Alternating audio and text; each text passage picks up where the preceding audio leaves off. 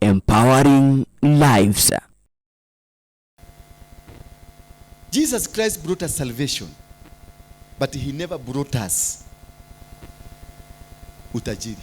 Utajiri aliikuta hata yeye. Was Abraham saved? Yeah? Was Abraham saved? Was Moses saved? Was Joshua saved? All these people were rich. For Abraham ndio mwenye hata sisi sasa hata nyumba iko chini ya Abraham. Aliambiwa utaongezeka kama stars, kama mchanga ya baharini. You be rich na utaongezeka. Alafu akaambiwa tazama mahali macho inafika. Nani alimpasta gani alikuwa amemuombea? Kwa sababu umeokoka ati vitu zitakuja, hazitakuja. Kuna madhabahu lazima uvuje ndio vitu zikuje. Vitu zinasikiaga madhabahu. Mahali popote Abraham, madhabahu ile ilifanya Abraham atajirike. Ni gani? Wakati alienda mlima Moria na akamtoa mtoto wake. Na hapo, that is when God made a covenant with Abraham. Na alimwambia enda kwa mlima Moria. Na ukifika huko kuna mlima, si Moria, ndani ya Moria kuna mlima ingine where I am. Kwa hivyo mlima si mlima. Kuna mlima mahali Mungu anakuaga. So wacha kukimbia ati kwa sababu umesikia Kimani William yako na prayer unakimbia. Waruinge amefungua prayer unakimbia. Kalisi amefungua prayer hapana. Wakati aliambiwa, aliagizwa na Mungu, chukua mtoto wako, the only son, the son you love, umpeleke kwa mlima, umtoe kama sadaka ya kuteketezwa. Akajipanga akaenda. Alipofika pale alikaa siku ngapi? Kabla hajafanya hivyo, he stayed for 3 days. In the 3rd day ndio alifungua macho na Mungu akamwonyesha ni pale. So you need to be consulting kujua before you raise that sacrifice. You need some time to seek God. Confirm this is the place. Gideon confirmed like 3 times with God. Akiweka karua ya kwanza akasema ikuwe hivi. Akaweka ya pili because he needed to do, not to offend God. They have offended God too much. And there is time that now you need to surrender and let God do his will. And that is the mysteries of understanding the altars that is speaking in your life. Kuna mtu hata umpatie moja hapa saa hii bado atabaki kuwa maskini. Atakuwa anaendesha gari kikubwa KVX, na akishuka anaulizwa, anaambiwa dereva kuja paki gari hapo, mkubwa kwa wapi? Kwa sababu hakai na afani na hiyo gari. Because the spirit and the altar of poverty iko juu yake hovering. Na kuna watu unakutaga, unaingia kanisa, unaingia mahali wanasikia wanakuuliza umepaki gari yako wapi? Na sasa hiyo umewekwa na kaboda pale chini, watu wasikuone ukiingia. Na unaingia alafu unachukua vifunguo na unasahau ni ya nyumba, unafikiria ni ya gari, unaenda ukifanya hivi na ni ya nyumba, ni ya ile kabati mzee. Alafu ni ile akakitu kamekaa hivi, si ya gari, hata unaonekana hii si ya gari, lakini wanakuuliza aje umeweka wapi gari? Because kuna madhabahu yako imefungua, imekubali upate vitu, lakini kuna kitu imekuzuia kwenda hapo. Bwana Yesu asifiwe sana. I'm not trying to, najua nyinyi ni wachungaji na mko mbele yako, mimi ni mtoto wenu tu. Juzi tu ndio niokoka na nawaambiaga tu amtupa niko sasa, ni Mungu aliniambia sasa nimefika 3% ya wokovu. So I'm not saved 97%. God is still working. He's still doing something. Anaendelea kunigoga, panel beating, ananigoga, anagoga hapa, anagoga hapa. Ile kitu kamogeke kanamea, kanagogwa, hivyo hivyo tu, naendelea na yeye. And that's the secret of what God working in you. Hiyo yenu ya 99% itoe, enda 2%, ndio Mungu apate nafasi ya kukujenga. Sasa kama uko full, atakusaidia aje? Hakuna. Ndio naona tulifika mwisho. Elimu yetu yote ilifika mwisho kwa sababu uko full, unakaaga biguni, unakuja asubuhi hapa. Unajua kuna Wakristo wanakaaga biguni. Asubuhi wanakuja alafu tena jioni wanapanda basi ya kwenda huko juu. Sasa huyo Mungu atakusaidia na nini? Hawezi. Empty yourself for the cup to be added some more milk ama some more tea. Empty that cup ndio iwekwe chai nyingine. Lakini kama imejaa wataweka nini? Kama sahani yako ni full itawekwa nini nyingine? Na unaona wale wanakula wamebadilishwa, ulikuwa unakula viazi, nyama imekuja pale, lakini sahani yako imejaa. Utaangalia tu wale na macho ya huruma, but nothing is happening. Imejaa viazi. Empty yourself. At least teremkeni mufike kama ni 20%. Futeni hiyo ingine, mseme hamjaokoka 90%. Ndio upate nafasi kubwa ya Mungu, nafasi ya kuchezea hapo, na uone venye Mungu atakuinua. Mungu atakuinua mpaka watu wanakushangaa. Bwana Yesu asifiwe sana. Siwabii muanguke. Ajua mabishop wanauliza enake ukali kile kwa rato fudilia. That is, hiyo ni yako. Hiyo ni yako. Na Harrison tunakuwa hiyo, na mimi na Harrison. Na Harrison ni mzee mzuri sana. Aliniambia niwasalimie. Na anatengeneza siku atakuja Molo tuweke tent yake. Is planning for it, and I will push for it mpaka akuje huko, si ndio? So the reason kwa wale ambao tuko hapa wageni, that's the reason nimewaita Molo. Tuko na madhabahu mbaya kutoka kwa jina. Wangapi wageni hawajai niona tena? Hatukukutana huko. Ni wewe na mwingine gani? Na wewe. Sasa nikuulize, kwa mfano, umekaa Molo miaka ngapi? Karibu miaka yako yote. Kwa hivyo hata hii ni mara yako ya kwanza kufika Nairobi.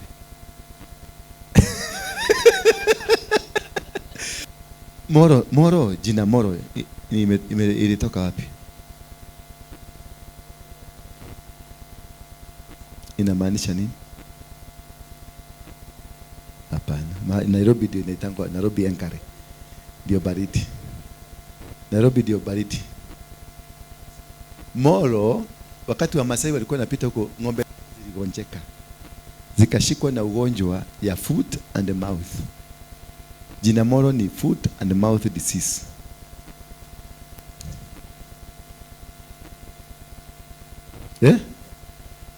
Ni maji baridi. Engare. Nairobi Engare ni maji baridi. Nairobi River walikuta maji baridi mzuri. So you are operating under the spirit of foot and mouth disease. That is what you are based on.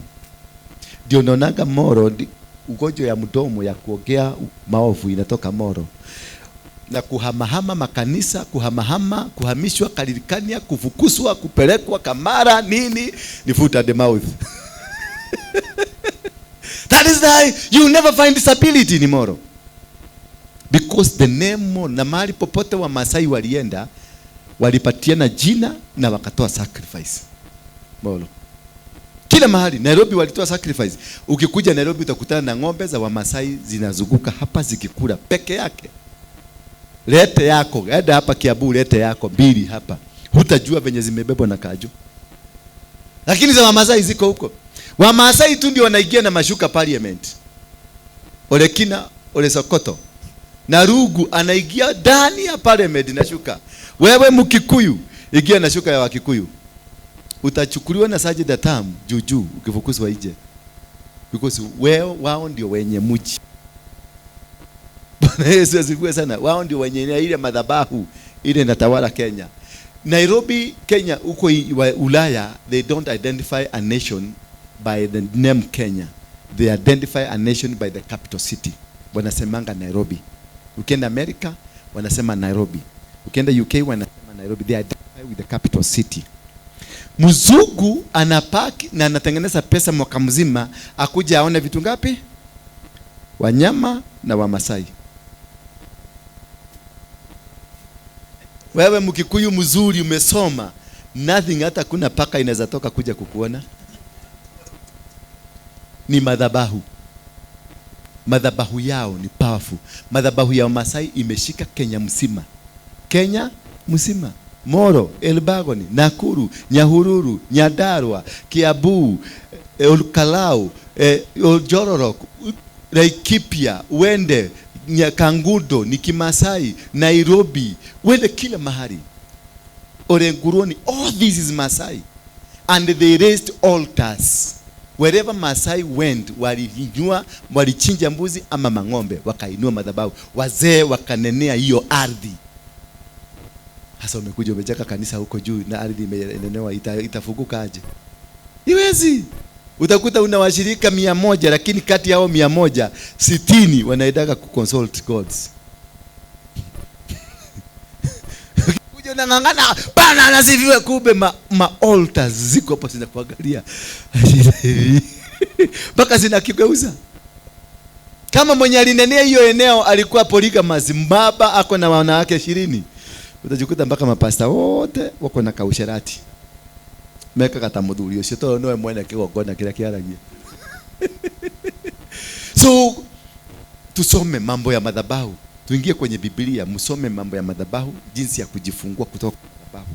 Unaweza kuwa unahubiri vizuri sana na uko na shirika kama Molo. Kuna kanisa iko na 200 people. Molo. Ama 300. Hawa wanajua mambo ya madhabahu. Catholic na PCA wanajua mambo ya madhabahu. Wanajua.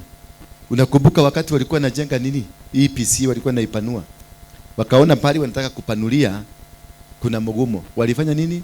Walienda wakatafuta wazee wa Kikuyu. Wazee wa Kikuyu wakakuja wakachinja. Ndio hiyo mgumo ing'olewe. Mbona hawakung'oana? Ni watu wa Yesu. Hawakukuja na mafuta. Walitambua kuna madhabahu. Na hii madhabahu kuiguza lazima ufuate mtaratibu, kwa sababu inakumaliza. Enda kwa hawa wakalijini hawa mkalishe chini akuambie. Wanarudigi nyumbani, wanakaa chini kijamii, wanakaa. Muulize huyu atakwambia. Nyinyi wa Kikuyu tu ndio bogus.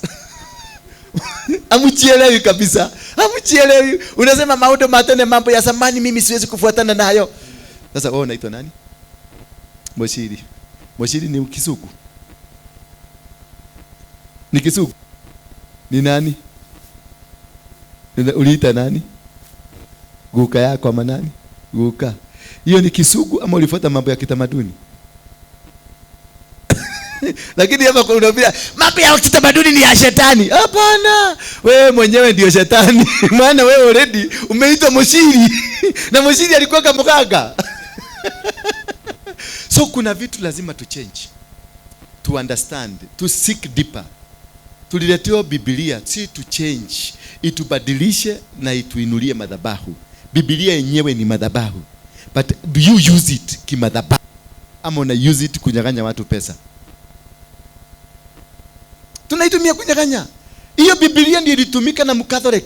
Hiyo Biblia ndio ilitumika na MSK na MPCA. Waliitumia hiyo kukunyang'anya mashamba. Ama wanakujaga na nini? Na bunduki. Catholic ilikuja na Biblia. Ikakuhubiria ikakwambia tasa vitu za hapa duniani si mzuri. Ng'ombe na shamba na pesa hazina maana. Kile kiko na maana ni mwili wa Yesu Kristo. Sasa hiyo anakata kishaba, anakuambia hama kata kishaba tulete mwili wa Yesu Kristo hapa. Alitumia Biblia kunyakua nchi. Na wamenyakua because Bible is an altar. This is an altar that conquers. Until the time Mau wali realize kapanga na mabuzi haitafaulu, ndio wakajega madhabahu ya independent church pale Githunguri kia Wairera. Na ndio huyo Mungu wa Kefiru alisema lilia thigira wa Githunguri kia Wairera ugako. Wakati ile nyumba itajengwa iko Githunguri kia Wairera, ndio inchi itapata freedom. Na wakati walijenga na ikakamilika na wakainua Biblia lakini wakaweka misalaba 3, ndio uhuru ilipatikana Kenya. Because this is an altar that can conquer. If you can use this Bible in the proper way, tutakonga. Tuachane kuitafuta, tuiache kuitumia kutafuta pesa. Pesa is nigadhuya. In this Bible, pesa nigadhuya. Because this is, the Bible speaks of righteousness. Seek ye the kingdom and its righteousness, and all any other will be added unto you. So to pesa is amongst others. It is not even recognized. Haijadikwa kwa karatasi, ni amongst others. Lakini kwako pesa ndio muhimu kwanza. Ukiingia kwa kanisa unauliza kuna washirika wangapi? Unaambiwa kuna 300. Sasa unafanya calculation, unajua hapo siwezi kukosa 20,000. Lakini haujiulizi ati hapo ni wangapi wanaenda mbinguni. If you can use this Bible, you will conquer. That is why all the institutions in the world, they have, lazima ukiapa. Bwana asifiwe sana. And that is why now you speak of death. Juzi nimesikia hapo kama nipandia Lodiani. Lodiani Komoro. Na nasikia hakuna damu ilionekana. Watu 56 na hakuna damu ilionekana. 104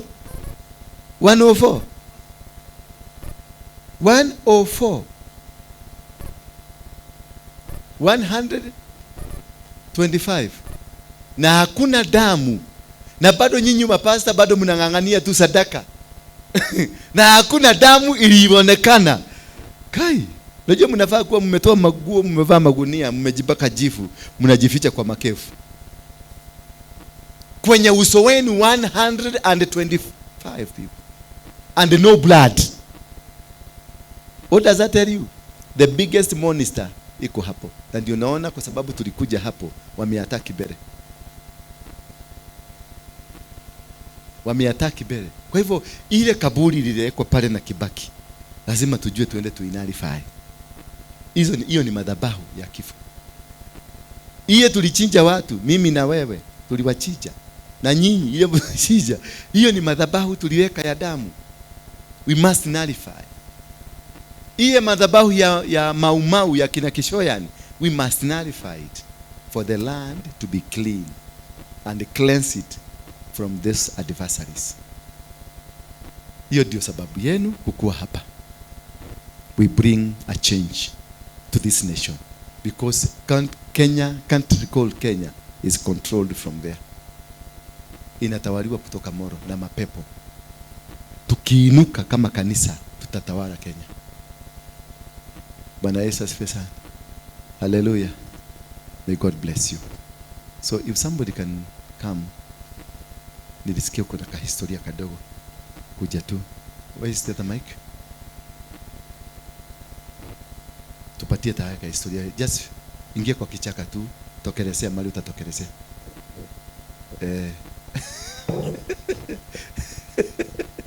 Upatie mwingine mwenye atajisikia kuongea. Bwana Yesu ainuliwe. Mungu wetu ni mwema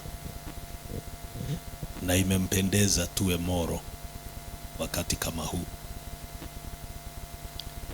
Kuna vitu hazikufanyika wakati mababa zetu wa kiroho walipokuwa pale. Molo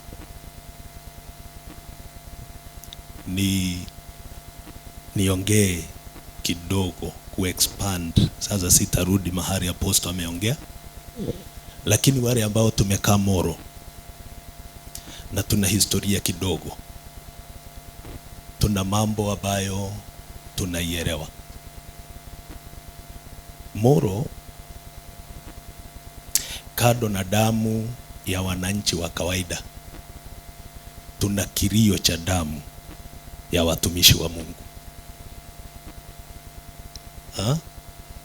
Wengi wamekuishia Molo. Wengi walitoka kule wakiwa wamefunjika moyo sana. Wengine wakaja Nairobi, wengine wakaenda nchi zingine, lakini walienda mioyo yao ikifuja damu. Molo tunaelewa ya kwamba hata kwa madhabahu kanisani watu washawahi mwagana damu kwa vita. Molo tumeona wachungaji wakitolewa kanisani. Na mambo inafanywa ni kama hawajawahi fanya kitu. Natolewa kwa nyumba, mpaka vitu zinatolewa nje, ni mchungaji, mke wake na watoto wake, na watu wote wanawatoa nje.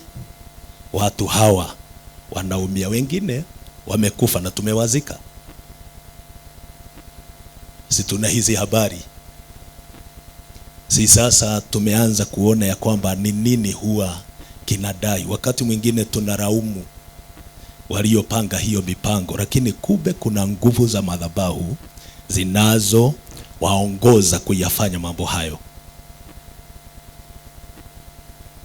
Haleluya. Sasa ni sisi tuko katika mji, ni sisi tuko katika nyakati hizi, ni sisi tuko katika masaa haya.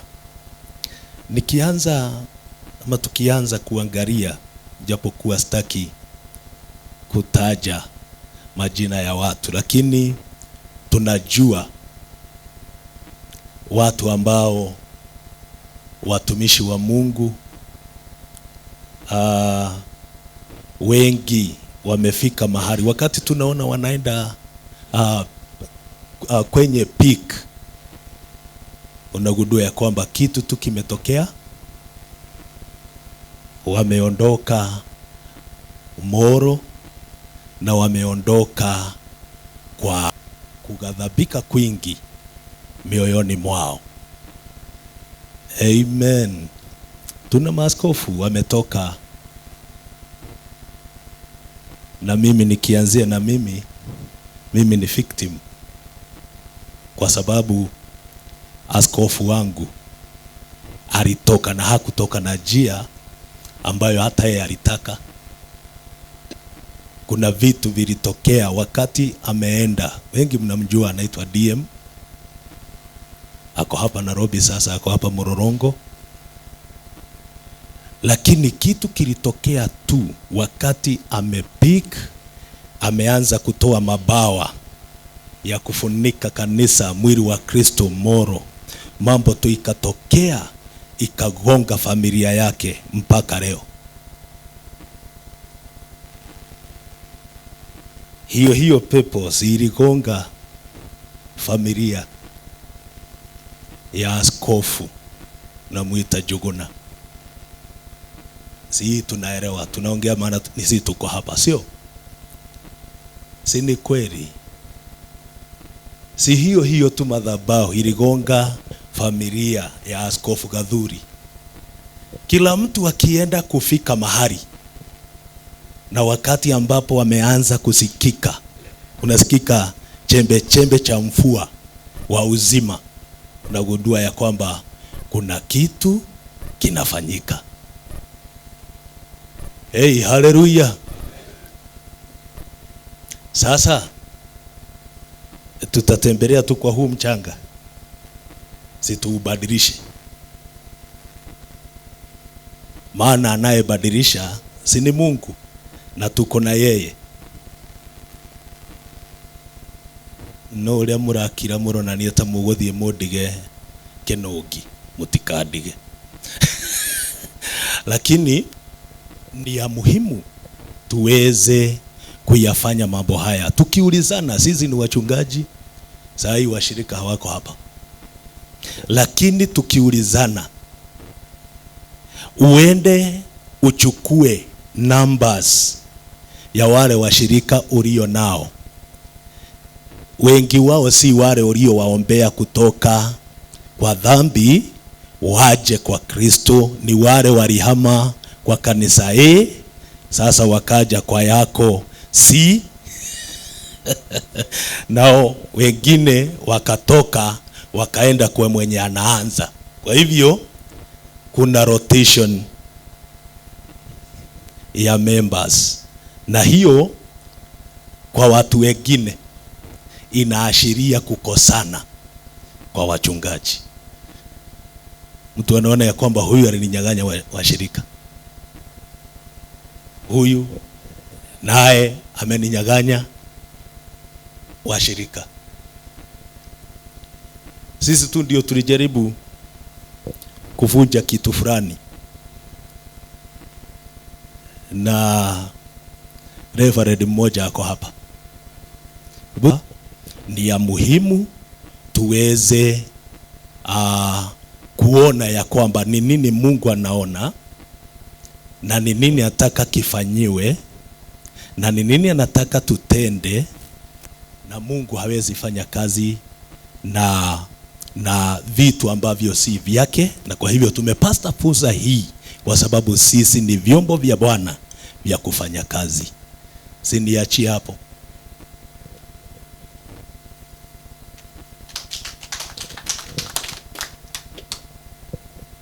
Na mwingine? It's open. Nancy, tafadhali.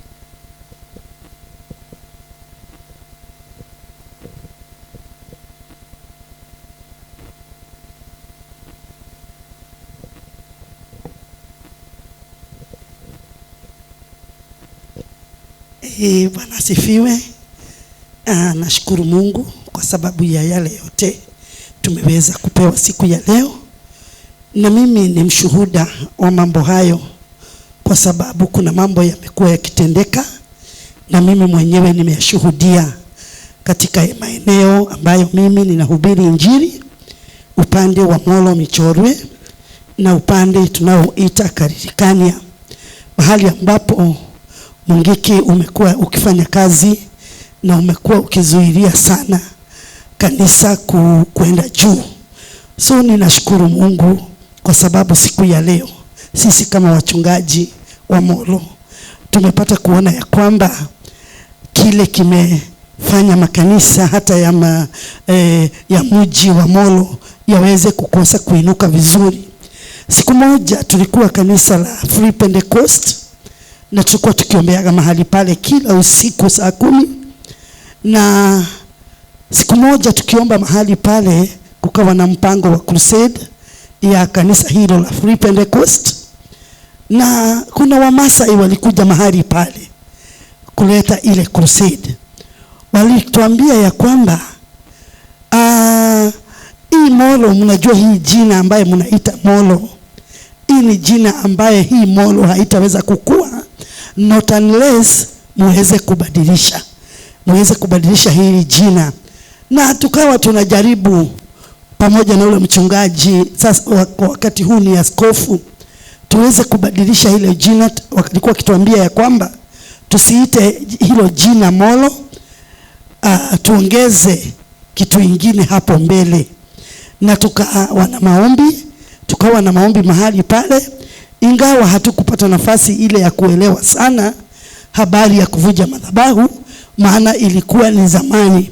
Lakini nashukuru Mungu, juzi nilienda mahali panaitwa Karirikania, kama kulikuwa ni on Tuesday, na nilipokuwa mahali pale ni kijana wa one of the chairlady wa kanisa letu, na kijana wake alikuwa ameaga. Wakati yule nilikuwa nikienda kumzika, nikawa ninahubiri mahali pale. Ile yote ambaye nilikuwa nimepanga ya mazishi, kama vile mnajua ibada ya mazishi, Mungu akaiondoa. Wakati tu nilisimama, Mungu akaiondoa, na Mungu akaweza kunena na moyo wangu ya kwamba hata yule kijana tunazika ni madhabahu ya Maumau na madhabahu ya Mungiki inadai damu. Na kwa hiyo tukaona ya kwamba wakati tulikuwa tukiendelea kuongea, Mungu akanihimiza sana niendelee kunena hiyo maneno. Na tulipoendelea kuwa tukinena, tulipokuwa tukiangalia mambo, tukaona area hiyo kumezalika watoto, wamezaliwa vizuri, wamekuwa, na wakati wanaenda kuwa vijana vizuri wanakuwa mazuzu, yani igege. Wale wanajua mazuzu ni igege. Unaona mtu amezaliwa vizuri, ameendelea vizuri, lakini unakuta area hiyo iko na hao igege, hiyo masusu wengi. Na nikakumbuka kuna mazishi kadhaa nimeenda mahali pale, kama mazishi 4, na wale wote wamekuwa wakizikwa, wamekuwa wana hiyo magege. Sasa hiyo watu ambaye wanaonekana kama hawajakoma vizuri, lakini walipokuwa wakikua walikuwa wazuri na hata wakizaliwa, lakini tu juu kwa ghafla wanabadilika. Tukaona, nikasikia ndani yangu ile roho inanena hapa, ni hiyo hiyo Mungiki inadai, kuna roho inadai. Na tulipokuwa tukiongea, Mungu akanikumbusha mambo ya Kain na Abel. na nikaisema hapo kwa mazishi, nikasema Kain hata leo anazunguka area hiyo, na hata leo nimefurahi sana kwa sababu nimekuja kujua ni kweli. Pia mji wetu wa Molo katika area inaitwa Milimani, kuna wazee na ni matajiri wakubwa wamekufa, na wote wanakufa na kitu moja, wanakufa kwa ajili ya moyo. Na wale kama bishop ambaye yuko hapa anaitwa Maora, anaweza kushuhudia yale ninayataja, anaweza kuyaelewa. Because tuna mzee mmoja, lakini sijui ni vizuri niwataje, lakini ni vizuri kuwataja tu kwa sababu ni wa Mlimani. Kuna huyu mzee aliitwa Mwambu, kuna huyu mzee mwingine ambaye ni mchungaji, kuna huyu mzee amekufa mwalimu hapo chini, na wote wazee tulihesabu kama wazee 4. Watu wanawachwa wakiwa wajane. Tulipokuwa tukifikiria hiyo mambo, tukaona kweli kuna madhabahu mahali pale, na mimi ninaamini pamoja na apostle ya kwamba ni kweli tunahitaji kuvunja hiyo madhabahu. Tunahitaji kuangalia mji wetu sana, kwa sababu kuna mambo yanaendelea. Mimi ni mshuhuda pia, hata kwetu kuna mambo unaona watoto wanakuwa vizuri, lakini wakienda hata kuinuka wasome, kuna roho inakuja kwa jamii inasema mnasoma muende wapi? So inarudisha hao watu chini, na wanakosa, na masomo yanaishia pale, na wanaanza kuharibikia tu juu. Na ninashukuru Mungu kwa sababu hilo jambo ambalo tumekuja hapa limeweza kuelezeka vizuri, na mimi nimelielewa vizuri. Na hata mimi wakati apostle anaongea, kuna maeria nimeyaona, na pia mtumishi wa Mungu Bishop Nderu wakati unaongea, kuna mambo mimi mwenyewe ni mshuhuda kama hao maaskofu umetaja mahali pale, hizo nyumba zimeenda zikienda kuinuka na kanisa lipanuke. Na hata ingine nilikuwa mimi ni mmoja wa kusimama na hiyo makanisa wakati wananunua hata viwanja, lakini wakati wamenunua na sasa jina yao imeanza, yani hilo kanisa limeanza kuinuka, kanisa mara tu linavunjika na mambo inaharibika, na wengine inavunjika kabisa mpaka wanakufa moyo, mpaka wanaachana na kanisa, mpaka inakuwa sasa alikuwa bishop sasa ni mlevi, alikuwa bishop sasa ameanza kuwa na wake wawili, amekuwa bishop sasa mambo yake ni kama imeisha. Mara tu nimeelewa sasa ndio ninaweza kusema ya kwamba nimeelewa ya kwamba ni hayo madhabahu yanafanya kazi. Si Mungu awabariki. Tanimalizie hapo. We clap for her. Asante sana. Asante sana. We can have somebody else please. Asante sana Bishop. Karibu. Si usalimie mwenzako. Unajua tuliamka usiku, wala tunasikia usingizi Bwana. Amen. Tuliamka saa 9. Sasa ukiona kama tumeboeka, si kuboeka, si ni usingizi. Bwana asifiwe sana. Nashukuru sana kwa sababu ya kutaja mahali ambapo nimezaliwa, mahali ambapo nimetoka. Bwana asifiwe sana. Lakini tunapoangalia shida, tunastahili kuangalia shida vizuri. Kuna mahali Yesu alienda akasema, katika mahali pamoja alipovuka ng'ambo, mtu mmoja aliyekuwa amepagawa, alikuwa amefungwa na mapepo kadhaa. Bwana asifiwe sana. Na Yesu alipouliza ile pepo, wewe ni nani? Akasema, we are a legion. Sisi ni we. Nataka niwasaidie wachungaji. Problem ya Molo ni complex. Ni kubwa. It is more than what we can see with our own eyes. Jambo la kwanza, we have to angalia the geographical setup ya mji wetu ya Molo. Tuelewe ya kwamba Molo is a cosmopolitan. na upande hata huo kuna madhabahu mengi sana, na kila kabila lina madhabahu yake. Najua tume narrow down kwa kabila ngapi? 2. Why are we forgetting our brothers the Kisis? Hallelujah. Bwana Yesu asifiwe. Why are we forgetting them? Na unajua one altar ikifanyika inavuta ingine, inavuta ingine, inavuta ingine. Kwa sababu the main purpose ya an evil altar is to destroy. We have to understand the main purpose. Kwa hivyo utaona ya kwamba kuna roho ya utumwa ambayo ni ya mbeberu. Bwana asifiwe sana.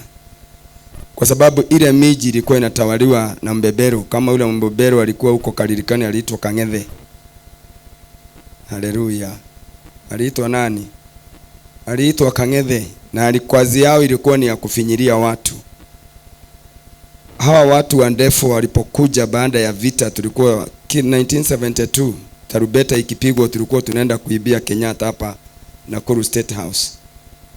Sasa hiyo ndio nilikuwa ninajua na chezeza ile kigamba. Wakale walikuwa wachache sana.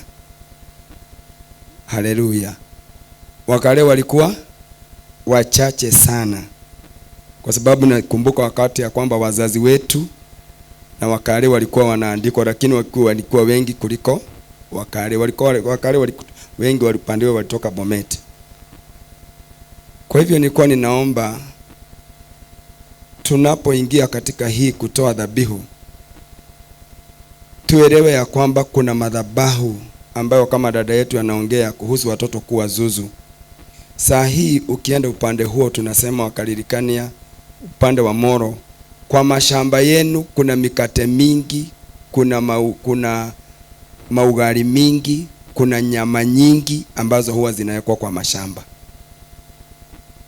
Haleluya. Bwana Yesu asifiwe. So mimi ombi langu, sijui tambiko za Wakare, kuna watu wetu wengi sana kama vile mmoja amesema, ni apostle amesema, wanaenda kanisani na wanaenda kwa watu wa kuombewa. Kama kuna madhabahu imewekwa ni kubwa sana, ni hii madhabahu ya kuombeana. Ado divination ni mingi sana. Praise the name of God. So other than tuna hii moja ambayo tunajua ni kubwa ambayo ilimwaga damu, na kuna hizi madhabahu mingine ambazo zimekuwa zikifinya kanisa la Mungu, kwa sababu demons huwa zinajificha until you identify them. Hallelujah. Kwa sababu demon haitaki ujue na haitaki ujue iko. So my approach, because there is always a good approach, ningeomba ya kwamba as this issue ya hii dhabihu inapokuwa convened na inapotengenezwa, we need to sit down and explore vile hayo madhabahu yatavunjika pamoja. Bwana asifiwe. Vile hayo madhabahu yatavunjika Angalia mji wa Molo. Tunasema hawa ndugu zetu kutoka pande hii ndio wananunua Nairobi. Nani ananunua plots Molo? Na si kwa ubaya. Nani wananunua mashamba? What is happening to the Kikuyus ambao walikuwa mahali pale? Yeah? So hii inakuelezea kwamba these people have also come in with their gods. Kweli ama si kweli? Kweli ama si kweli? And that is why unaangalia vizuri, unaona hata katika hii anga ya Molo ukiona vizuri, there is a lot of confusion. And hapo mahali ninahubiri kasino. Hiyo, that is a stronghold ambayo yale madhabahu yamekuwa ni mazito. Nashukuru Mungu kumeanza kuwa na breakthrough, Bishop wetu Boro. Makanisa sasa mahali tuko ni mengi. The moment tuliingia pale nilikuwa nafikiria ni chang'aa. Nilipoambia nikamwaga chang'aa, nikasema hapana, si chang'aa peke yake. Until nikakuja kugundua ya kwamba hawa watu wanatumia uchawi kuuza chang'aa. Sababu mahali wakati nilikuwa najenga kanisa, for 1 month vijana walikufa 17 people. na nilikuwa ninaangalia kwa sababu nilikuwa na hesabu. Then ninasema when we have such a big occasion ambayo Mungu atukuzwe amemuinua apostle, na mimi ningeomba na sisi pia nyumba itoshokanirire. Bwana asifiwe sana.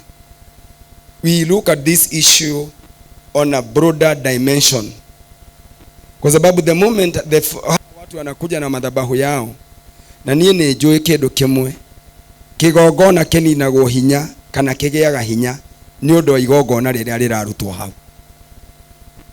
Tiguo. Kwa hivyo madhabahu ikiwa haipokei dhabihu vizuri, yale madhabahu yatakuwa weak. Mili ya watu ilikuwa inatolewa upande huo, sitaki kutaja, zinabebwa na Nissan, zinakuja hapo Kapsita. Nimemenya gogo. Mili ya watu ikikufa pande ile ilikuwa inasafirishwa, inakuja kufanya uganga na uchawi ule mji. Kwa hivyo nilikuwa nasema na kuomba sisi, kwa sababu tuko wengi. This is a door ambayo Mungu amefungua, lakini huu mlango umepitia tupepo twingi. Bwana asifiwe sana. Yes, this is the door. This is a door ambayo imefunguka kupitia mtumishi wa Mungu. But also let us understand ya kwamba kwa sababu mlango ulifunguka from the beginning, and there have not been the covering, kwa sababu mimi nikienda kuhubiri, ninahubiria kanisa kangu na kuhesabu watu wangu, na tunakuwa na our own self righteousness. So we are not able to fight the strong man. Na Biblia inasema unless you arrest the strong man, hakuna kitu unafaa. So my prayer for the conveners ni ya kwamba as we go about this issue, let us be open-minded and we look at it at all angles. Kwa sababu ukiangalia vile Molo huwa imefinywa, hata wachungaji vile wamefinywa, it is more than what we are seeing now. It is a multiplicity of issues ambazo hazijashughulikiwa. Hallelujah. So that is my prayer. Hata sisi wale wa Kikuyu, for instance, juzi Molo inakuwa kama ni mji mbaya sana. Hebu sisi tuangalie yale maji yanatoka Mombasa yanashukia pale Kifunja. Have you ever known kuna maji yanatoka Mombasa yanakuja Kifunja? Do you know about it? Do you know about it? Na anaingia katika mji gani? Molo. So my prayer, na hii ninaongea kwetu sisi and our leaders ambao wako mbele yetu, can you please help us come together, and then kwa sababu mlango umefunguliwa, we deal with these issues systematically at the appointed date, and we be cognizant of what is eating our town and eating our mashambas. Na hata sio wale watu wako Molo, hata wale wakulima wako huko juu. Nancy, ukikufungua moyo wako vizuri, kuna graph analima, anaenda juu sana, alafu anaenda chini sana, na anakufa kifo cha aibu. Neguo mhujia kawe. I want us to be more deeper and more deeper and more deeper. Tumshukuru Mungu kwa sababu ya Apostle Waruinge, but also let us accept hii ni kama ile pepo ama ule mtu alikuwa amepagawa na amefungwa na mapepo mengi. Hallelujah. Na tukiwa na hiyo jia, mimi ninaamini ya kwamba kutakuwa na kutubu. Na sisi hata wachungaji, let us teach the word of God. The word of God that sanctifies. The word of God that changes. Kwa sababu hata mindset za watu wetu, they are also bound. Kwa hivyo Mungu wetu atusaidie sana. na tupatie mwelekeo, kwa sababu Mungu ametutengenezea mlango wachungaji. I ask Bishop Boro ya kwamba kwa sababu Bishop Apostle anaingia, let us believe ya kwamba this issue we are going to look at on a broad spectrum, na tutapata, na Mungu ataturehemu na atauponya mji wetu. Damu ya Yesu ina uwezo wa kutosha. Damu ya Yesu ina nguvu za kutosha. Tutakapo dhabihu inapoinuliwa kukubaliana na kile Yesu amefanya, tutawachwa huru na tutashukuru kwa utukufu wa jina lake Yesu Kristo. Mungu Baba wa baraka zote atubariki pamoja. Asante sana Bishop. Tupigie Bishop wetu makofi tafadhali. Thank you for that very helpful information. I think a lot of us are learning a lot of things. Tupate mwingine. Asante sana Bishop. Thank you so much. Bwana asifiwe. Hebu jinyoshe hivi kidogo, naona kama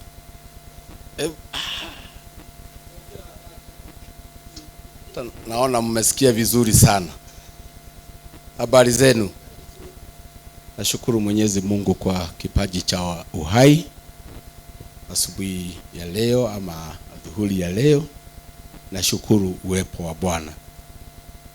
Kama yule mama alisema ni mara yake ya kwanza kufika Nairobi, na mimi pia niseme nashukuru Mungu kwa sababu ya kuwa na forum kama hii. Naitwa mchungaji Jenga, nimetoka Molo. Nilikuwa najaribu kutafuta dhimu ya leo ambayo naamini ya kwamba siko peke yangu, kwa sababu hatujapata shape kabisa ya safari hii yetu. Lakini inaendelea kujipanga. Kuna mambo mengine ambayo kama ni ya kiroho yanapita tu. Kuna msemo wa Kikuyu tunasemaga deto ithiragira iveroidi. Ningependa kama Apostle angekuwa, lakini najua atapata nafasi ya kujua wale wanenaji wanasema nini. Wakati mnaposema mambo ya madhabahu ya umwagikaji wa damu Molo, nikikaa pale nimekumbuka historia ya Molo, kwa sababu mimi nimezaliwa Molo miaka sasa 64, 64 years ago. Na nimezaliwa hapo Molo polisi. Nyumba ambayo nilizaliwa iko hapo polisi. Na historia yangu ya kuzaliwa hapo polisi coincide exactly na mambo haya mnayosema. Mambo ya clashes wa Kikuyu na Wajaruo, hawa ni vitukuu ama ni wajukuu wa mwagaji halisi wa damu. Nataka kuwapa historia yangu kwa sababu hapa hakuna watu wanashikwa. Mimi wazazi wangu walitoka upande wa hapa mahali wanaita Githogoyo, Kiambu, na babangu alikuwa mpiganaji. Wale ambao wanamjua tulimzika juzi na nyinyi, na mliona aliachilia ndefu kama mchungaji, na babangu alikuwa mpiganaji. Yeye ni mmoja wa wale watu waliokuwa wakisanya wa Kikuyu kwa mashamba, kama wamekataa kujiunga na Maumau. Wale wakawa makachero wa Maumau wabaki vijijini, wajue wenye kuuza wenzao kwa wazungu. Na akajulikana, akaletwa Moro kwa shamba ya Berisoi. Alikuwa tuwagwetaga kwa dama, ilikuwa ikiitwa kwa ndama. Huyu mzungu alipenda sana kucheza hizi kamari. Na akiwa pale, mamangu akawa mjamzito. Akiwa mjamzito, asubuhi moja babangu wakaua mzungu wa huku Mona, mahali askofu alikuwa ama kwao. Walikuwa wameenda kuiba kondoo, babangu na baba ya Shem, mnamjua, na baba ya na Mushogo na baba ya Flamingo. Wakaenda kuiba kondoo, wakaua mzungu huko, wakashikwa. Hapa Moro mahali Full Gospel iko, kuna store ya Plazza board. Hiyo ilikuwa boma ya kuweka maharamia wa Maumau. Kitendo hicho babangu walitenda asubuhi hiyo, kilifanya washikwe, na walikuwa wakishikwa pamoja na wake zao. Na walipoletwa pale kwa Plazza board, mama wa mchungaji ama mlinzi wa hawa maharamia alikuwa mzungu, akaja pale kuona maharamia wapi ambao wameletwa. Na hapo mama huyu, mke wa huyu mzungu, akaja akagundua kuna mama mjamzito hapo, na alionekana ni kama atajifungua. Wakiwa na mke wa kamwana. Huyu mama alifariki hapo Karoleni juzi, alikuwa msichana ameolewa. Walichukuliwa wakiwa wawili na huyo mke wa mzungu, mimi nikiwa kwa tumbo ya mamangu. Siku hiyo hiyo walipofikishwa asubuhi, sasa walikuwa wanaishi hapo polisi, na mamangu akapelekwa pale, na nikazaliwa siku hiyo hiyo hapo polisi. Sijahama Molo hadi wa leo. Umwagikaji wa damu ulianza hapo kwa sababu watu ambao walikuwa wakitaka washikwe warudishwe reserve, wale wa huko walikuwa wakiwakataa ama wanawaua. Kukatokea mzungu mmoja pia, tulikuwa tunamuita Kamau Maithori, kulia kuretagwo kwa gavati. Si mnajua wale wa Molo?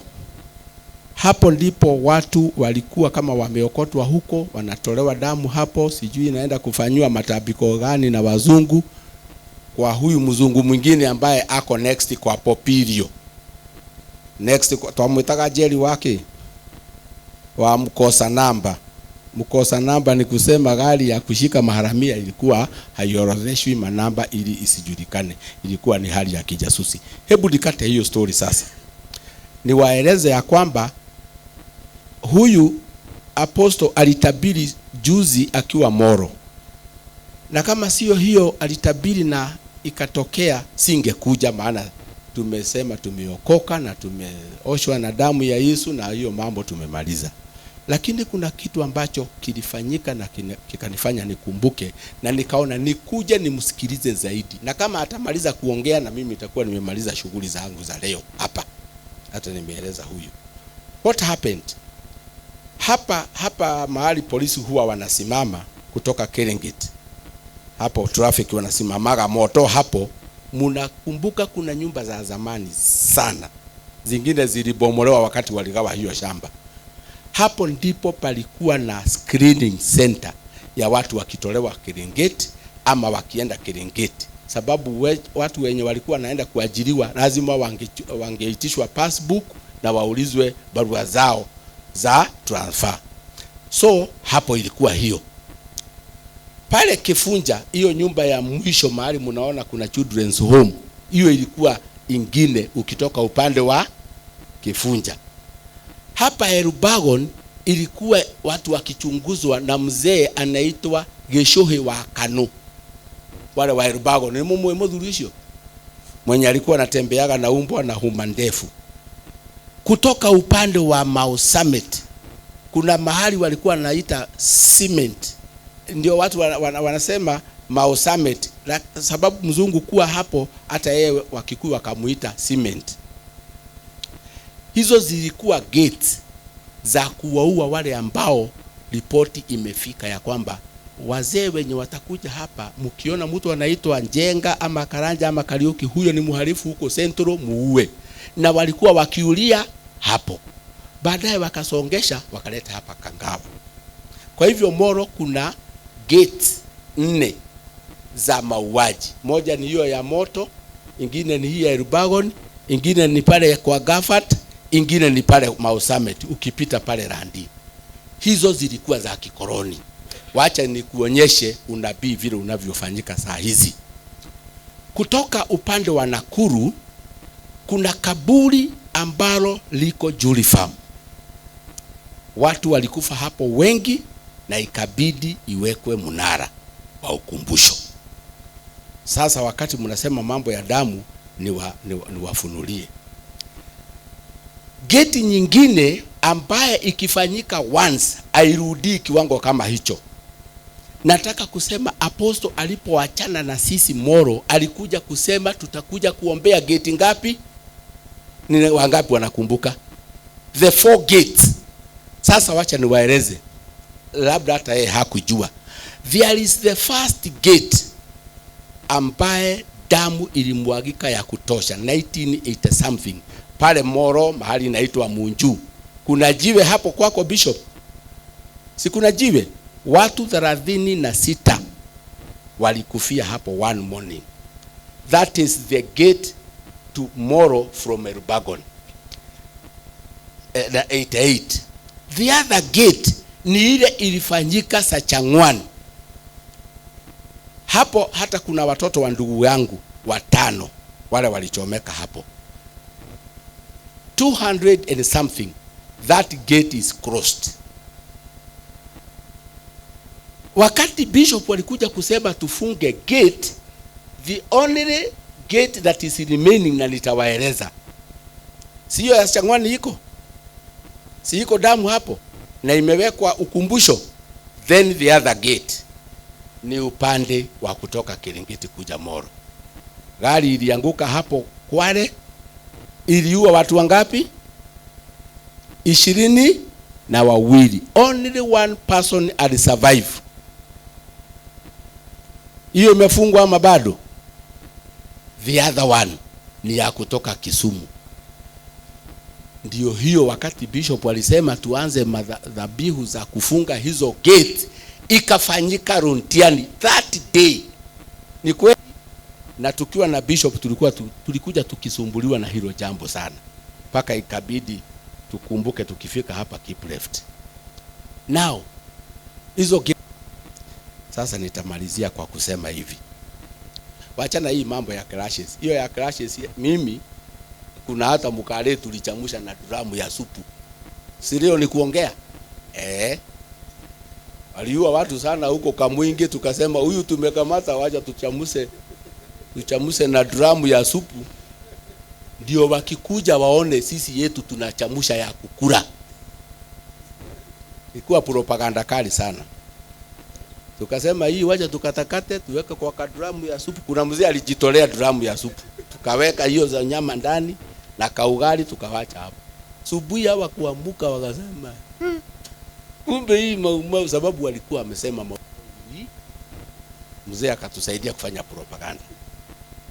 Tukawacha hizo nyama na ugali na nyanya na nini na chumvi. Kwa hiyo sasa walifikiria kumbe sisi hatuendi kutafuta ya kukula, tunakula hii. Na hiyo vita kutoka siku hiyo mpaka leo. Mmesikia vita huko kama mwingi tena? Hakuna, iliisha hivyo. Kwa hivyo hapana sema ati mnaongea hapa mjafanya. Hii mahindi tulitoa, hata wakati nilihamia Molo tulitoa mahindi hii ya 27, katoa kondoo ya kupigia watu ya kwenda kupigana. Siku moja tulituma wengine wakakuja wakiwa maiti kwa Maberisoi huko na wapi na wapi. So hii vitu mnaambiwa na Mungu mtoe sauti, maana nyinyi ndio Ezekieli wa leo. Lakini hamtoki kutoa sauti, mnataka kupambana na sadaka, unataka kukwama na kanisa yako, na unataka kusema unahubiria nani? Kama Mungu amekataa, hata sadaka hutapata. Lisha ng'ombe kwanza, maziwa itajitoa. So hiyo mambo wachungaji muichukue serious kabisa, na mjue ya kwamba kama si nyinyi mtahubiri hii injili, na mkiwa mumekwama kwa makarabati ya watu kanisa yao, utabaki na hiyo washirika wangu walipotea wote. Over 200 walipotea wote baada ya kusikia nilienda vita wapi? Uko kwa Berisoi. Wakasema pastor huyu rake roali, sababu walinikuta na mishale na nini. Walienda wote. So hata hao umebaki na hawa 2 3, ogoroni oliaga nimekwehera nigetha wibange upia. Umenye ureka. Si Mungu uzima wabariki. Kwa hivyo mambo ya damu Molo, mkiongea muongee kwa ndani na muongee kutoka kwa moyo. Mungu uzima wabariki.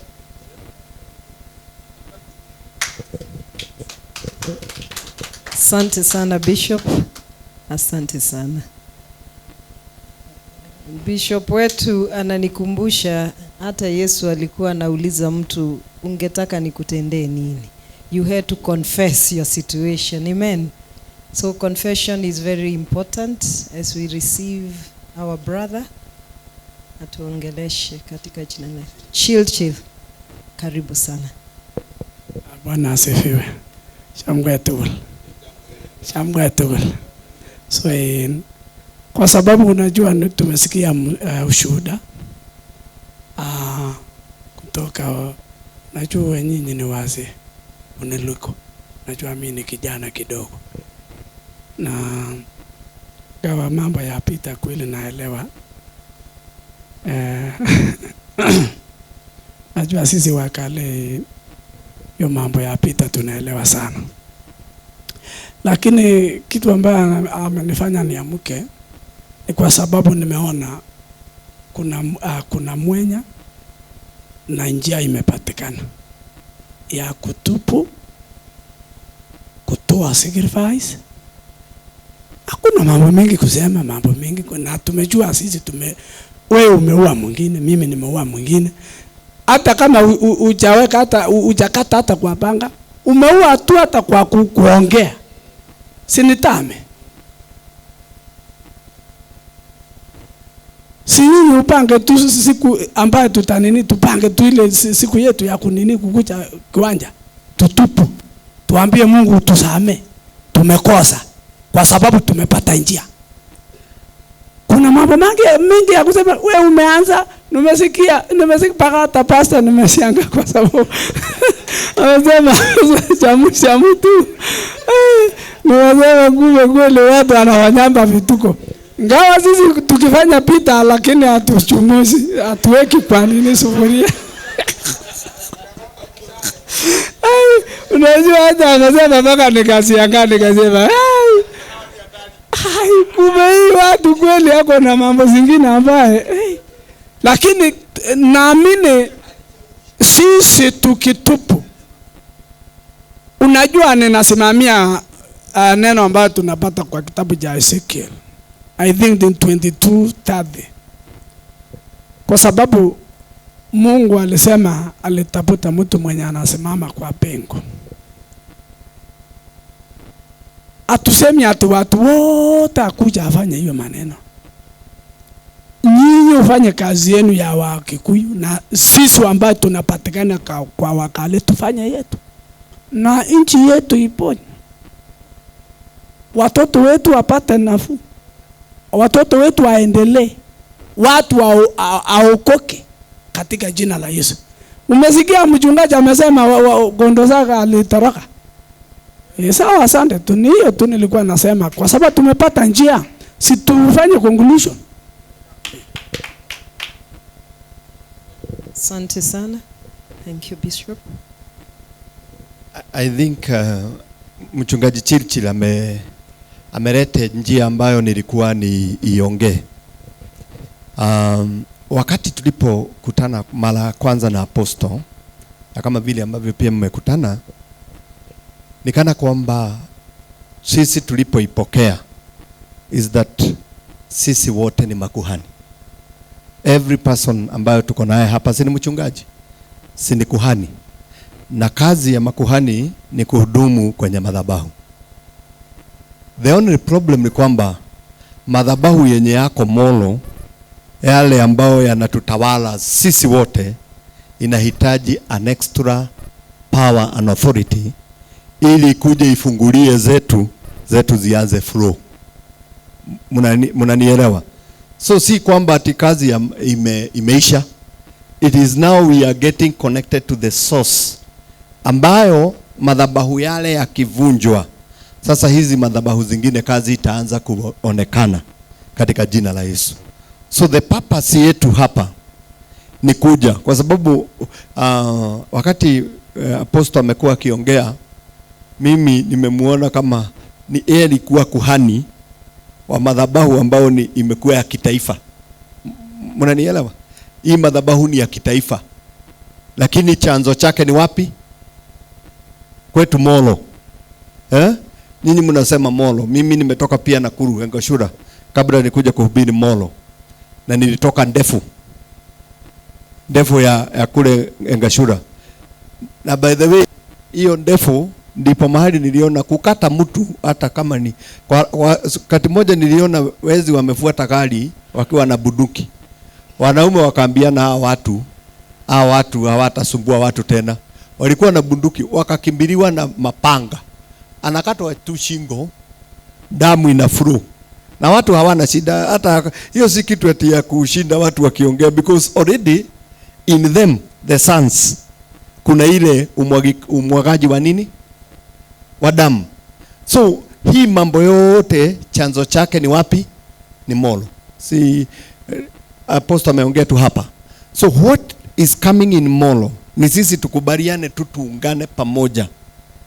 We be part and person as gatekeepers. Hii madhabahu kwanza ivunjike. Ikivunjika sasa tunaanza through. Na kazi yote tutakayoifanya itafanikiwa. Bwana Yesu asifiwe. So sisi, mchungaji Mwaura amejaribu kufafanua. Lakini kuna altars zingine ambazo tuko na uwezo wa kubomoa, lakini hatuna, kwa sababu hata sisi madhabahu yenye inatutawala bado tumefu.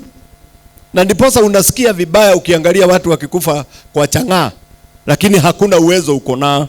Wewe ni kuhani lakini hauna uwezo, kwa sababu nyuma yako kuna madhabahu ambayo inafanya nini? Inaongea. Kuna madhabahu ambayo iko na uwezo kuliko wewe. It is the high time we come up. Na ninaamini kwamba this is the calling ya Mungu. Sisi wote tuungane, tukubali we are here, God use us. Kwa sababu Mungu anatafuta mtu wa kutumia. So hiyo ikivunjika, hizi zingine, hata mapepo zenye zimekuwa zikinyeta ukisimama, kwa sababu all of us have been victim. Si mimi nilikuwa nahubiri ile kanisa, mchili alikuwa nahubiri. Zile mlango alipita ndio nilipita. Ama namna gani? Si mimi bado na haso na yeye na haso koda nyingine. Bado tunajaribu kungangana. Na in fact tulikuwa wachungaji, tulikuwa watu wako na kanisa, si kidogo Molo, si haikuwa kidogo. Na Molo, all the Pentecostal churches, ikifika washirika kuanzia 200 kwenda juu, lazima inagongwa. Na ikigongwa inaisha. Sisi tushukuru Mungu na mshiri tuko hapa, tuko hai. Kuna wale wamekufa. Ama namna gani? Kuna wale wamekufa, lakini sisi tuko hai. We are part and person ya Mungu tu. Tunasema Mungu tuko hapa, tutumie at least kuwe na revival na kuwe na nguvu za Mungu katika mji wa Mo, because it is painful hata kwa mchungaji kuondolewa kwa madhabahu yenye ameinvest. By the way, isipokuwa it was by the grace of God, mimi ningekuwa wazimu. There was a time nilikuwa ninafikiria hivyo. Ninaona giza. I've invested, lakini one morning ninaambiwa hata wewe kanya. Unanielewa? Na ninakanyanga. Sitaki kuongea mengi kwa sababu nyinyi tuko na nyinyi hapa, Bishop Deru tuko na wewe hapa, lakini sisi tushukuru Mungu hata tukiwa victims, kuna sisi ni remnants. Hata tukiwa victims sisi bado ni mabaki ya kutumiwa na Mungu. Thank God we are alive. It doesn't matter kwamba hatuna nguvu, but God, we have a God who is powerful. Sisi ni kuambia Mungu, use us, let us be a door. Hii madhabahu ivunjike ili maisha yetu ibadilike. Huduma zingine, unajua there is this prayer that was made by David Livingstone akiwa Malawi. Akasema kwamba sisi tumepanda hapa, Mungu inua watu wengine ambao watakuja kuvuna kwa furaha. Sisi tumepitia katika uchungu. May God change Molo, ili at least hata sisi kwa miaka ambayo imebaki tuweze kuhubiri kwa amani, na wengine watakao kuja wapate mji uliye na breakthrough ya Mungu katika jina la Yesu. I believe our unity. Tuseme tu kama wale viwete walikuwa wamewekwa nje. Tukiendelea kukaa hivyo tutakufa. Tukiingia ndani tutafanya nini? Tutakufa tu. Tusonge mbele tuone kile Mungu anafanya. When we agree that, tutaona kile Mungu atakule mbele. There is great power in unity. So then tuendelee. Thank you. Hata nimemaliza.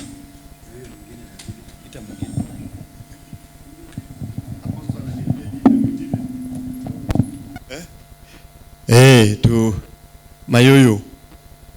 mayoyo kuja. Hata kama imeongewa, kuna ingine kidogo imebaki ya Waruya. Bwana Yesu asifiwe. Nashukuru chairman kwa kunipatia hii nafasi. Mimi hapa ni Mluya, si ni kweli? Kuna Mjaluo, kuna Mkisii, kuna ule Mkamba. Na kila watu kuna madhabahu ambao wameweka na inasumbua sana. Hasa kwa mfano kuna mzee mmoja Mluya anatabisha watu sana na madhabahu, hata mtoto wake. Kuna wakati aliambia kijana yake, hebu nipeleke kwangu kwa shamba, pikipiki mpya. Kijana akakataa. Fikiria apeleke kwa garage aende kutengeneza. Hapo 2 pieces. Kwa hiyo garage iko hapo. Kwenda mzee akaita kijana, akamwambia hapana, hii pikipiki si mbaya. Hebu piga start, gurumisha, si guruma. The same man akikuomba maji aingie kwako na ulikuwa juu, mambo yako inaporomoka. Ukiwa na biashara, kuna ule alimuomba kibuyu 20 liters hii ya mafuta na akapewa free. Alipompa mambo ametabisha hata familia zao, wanamulia.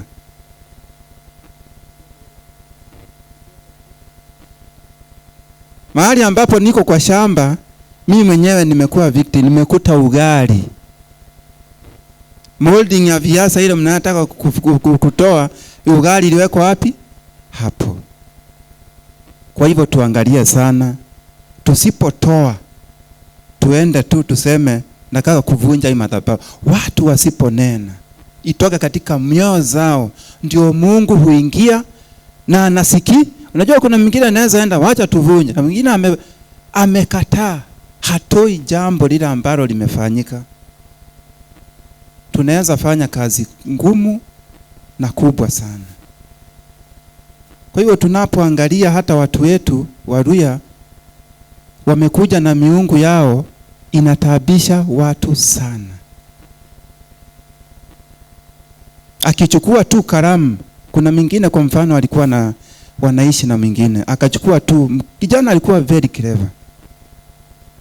Alipochukua tu akaishi naye, akachukua makaratasi zake, mtu alikuwa anapata A's, alisambaratika, hata form 4 hakumaliza. Akaanza okota makaratasi. Tunaenda wapi? Yangu ni hayo tu, tutafakari. Hiyo ni tafakari ya babu. Tuone tutafanya nini zaidi. Simbarikiwe sana. Asanteni.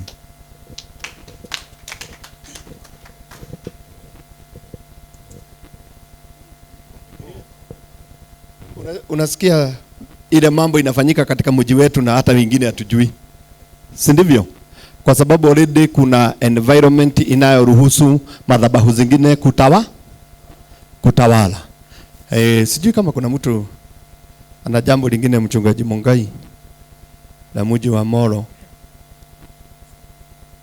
Kuja ongea hilo ambalo halijasemwa.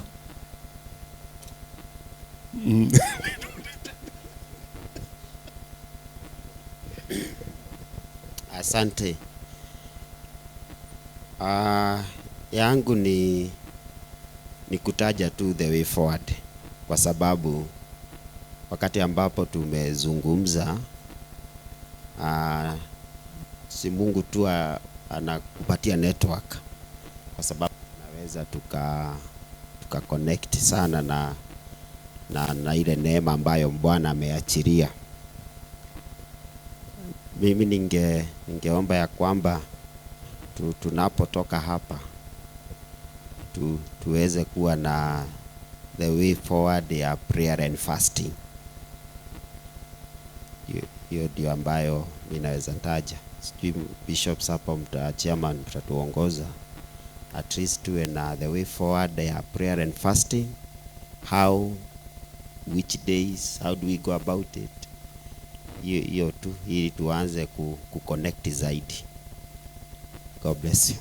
Asante. Karibu.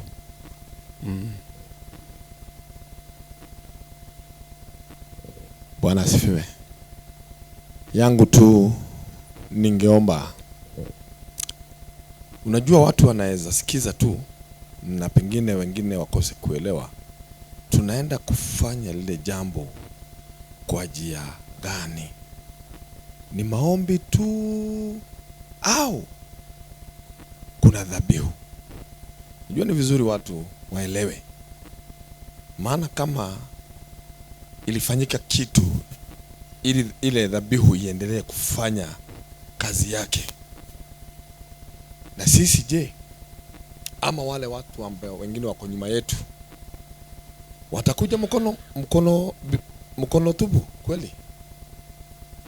Dhabihu tu ya maombi peke ya maombi, yani hakuna. Sio kama inaeleweka Bishop Neru, sio inaeleweka. Unajua tu anaweza kusema tu ni maombi, lakini hakuna gharama.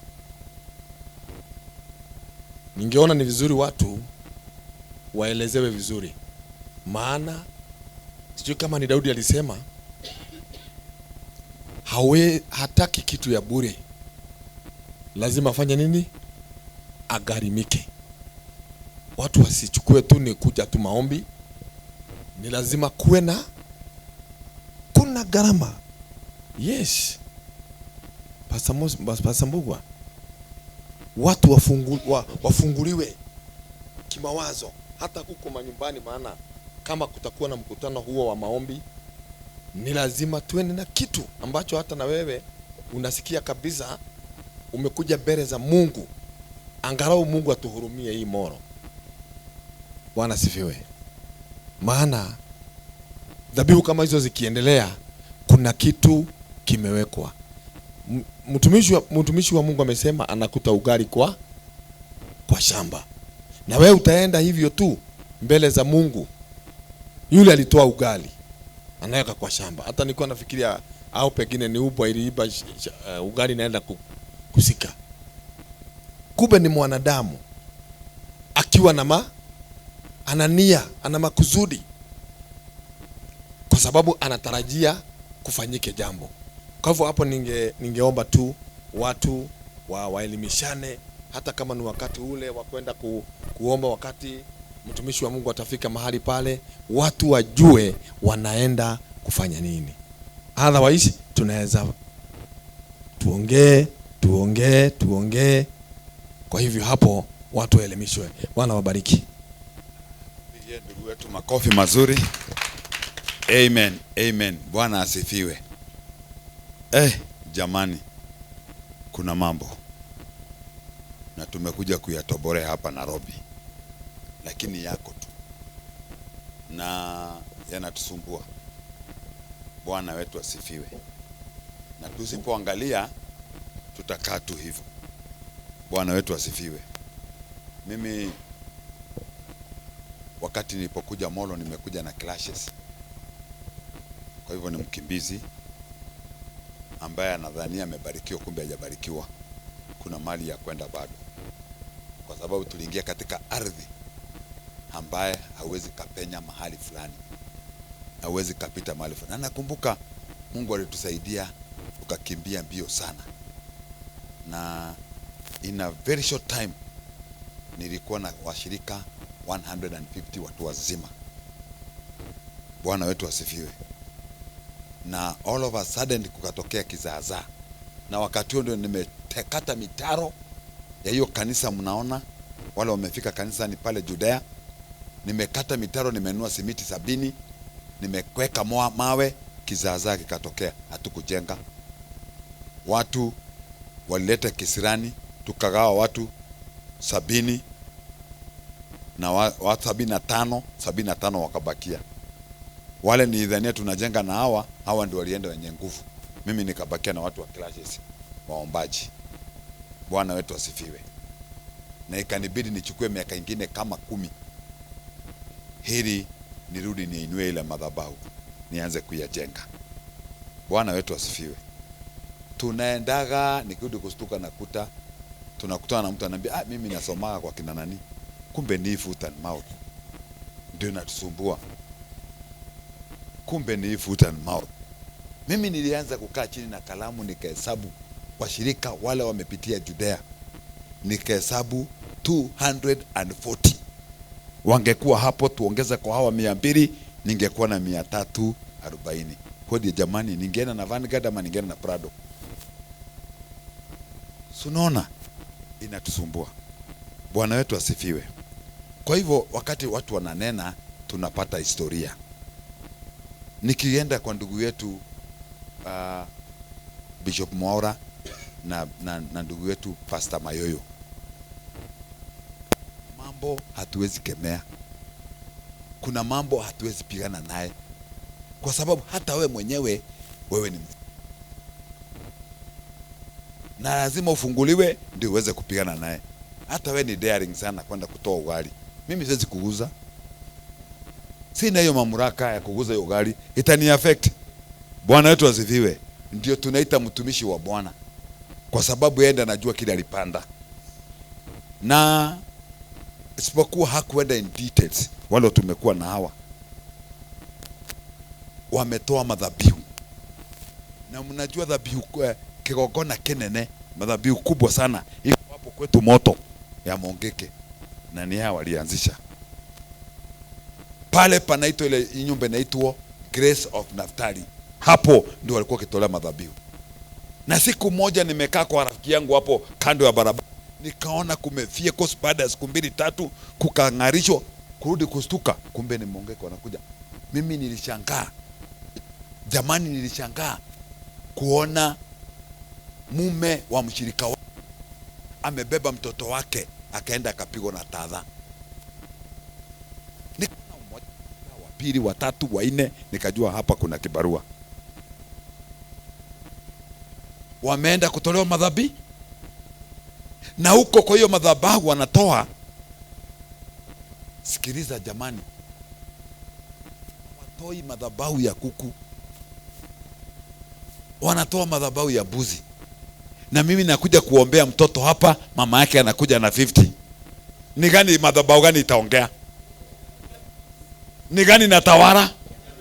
Mimi nitaenda hapo na kuendelea tuna haraka bashe karabobo zaya na kufunga. Kumbe ni sarakasi mtupu. Mtoto anajulikana kwa madhabahu ya Mongeke. Hebu sikizeni niwaambie, hawa watoto ambao niliweka wakfu, dakika hii walikataa kwenda kwa kanisa ya PCA kutahiri. Walienda kwa kanisa ile ya pale kwa mkifika mtoni ya polisi, au ukifika mtoni ya Kevunja unaingia hapo, kuna madhabahu iko hapo. Walienda na wakurudi kanisa tena. Hata wale hawajarudi kanisa wa vijana. Na nimelea hawa miaka ngapi? Mpaka amefika darasa la 4. Niko na 4 ambao niliweka wakfu.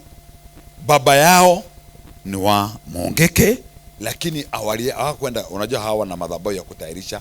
Walienda kwa hii mnaitaga adhuria. Wakikuja walikataa na wasikii mama zao, na kuna mwingine amekataa hata kwenda sasa darasani. Nasema hivi jamani, nasema hivi, ndugu yetu amesema, ndugu yetu Mungai amesema habari ya kufunga na kuwa, na ni mzuri, nashukuru Mungu. Mnakumbuka ndugu Samueli akitoa dhabihu pale Mizipa, aliambia watu wafunge na si ndio? Lakini adui aliendelea kukuja, na watu wakamwambia endelea kasana kuomba, lakini yeye akatumia hekima, akasema sasa Mnakuona mahali pengine inafikaga maombi sasa inataka dunga. Akachukua a suckling lamb. Akachukua kanini? Kamtoto. Akati alipotoa vita ilipigano tena. Mungu aliwapigania. Sasa ni hivi. Wapendwa, wacha ndugu yetu Waruinge akuje na heifa, kwa sababu yeye alitolewa. Bwana yetu asifiwe. Ndugu yetu Mayoyo amerogwa na mtu ameleta naye huyu alete ugali na kuku, azidishe. Yani kama umerogwa na ugali, ongeza kuku uweze ile madhaba. Tuongoze washirika wetu, hata sisi tutapu hiyo covenant tuitapu.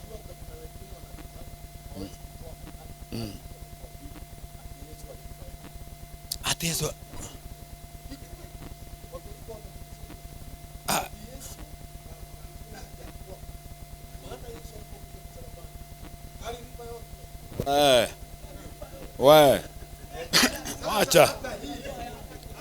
wacha hiyo maneno. Kuna Mokorino alikufa bila bibi hapa kwetu Kamwaura, alisema hivyo tu. Wakati bibi yake walichokosana tu kidogo hivi, bibi akaenda akaambiwa na baba yake, usitoke wapi mpaka tuone huyo atapikiwa na hiyo. Haleluya na ami. Huyo mama hakutoka, aligawa shamba wapi? Huyo mzee tumemzika akiwa Mansoro, akisemaga yeye ni wamu. Na watoto unafikiri wataenda upande gani? Watarudi kwa mama. Lakini hiyo nyumba imejengwa namna gani? Si imejengwa vibaya? Msingi mzuri ambaye hata watoto wako watakuja kukalia wapi? Sio ni sawa sawa? Lakini tuko hapa wapendwa, tumekubaliana na vile ndugu yetu amesema, na vile ndugu yetu Bishop amesema, turudi nyumbani sasa, tuweke mikaka, si ndio?